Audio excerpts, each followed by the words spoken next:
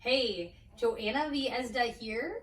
And Barb Dahl with Real Estate by Joe, and we're here to give you a weekly tip on staging your home, whether you're just living in it or getting ready to list it for the market.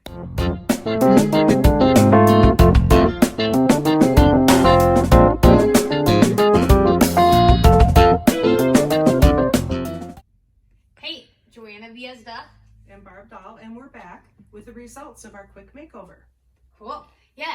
So what we did is if you're living in your home and you just feel it's drab, or you're looking to put it on the market and you want to have that extra splash, you want to have that advantage against other people that are on the market, little things to do to stage your living room so that it shows better and it sends a warm feeling to the buyer. So starting with, We started with an area rug, and it's just really to anchor the room and give it just a pop of color.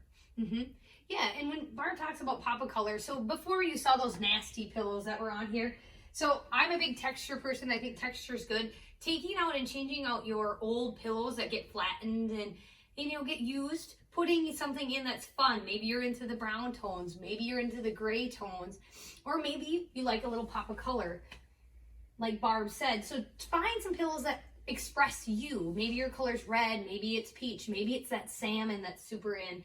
And this one is blue. So even though that there's not blue in this couch, we're not trying to anchor anything with the couch, but we're trying to add that pop of color and that little bit of personality. Right. And then we brought in a little height to the room. Joe brought in a little stand, a copper stand, along with, we brought in a plant, and that gives it a little greenery, gives it a little life to the room, but also adds height and dimension that way. Yeah.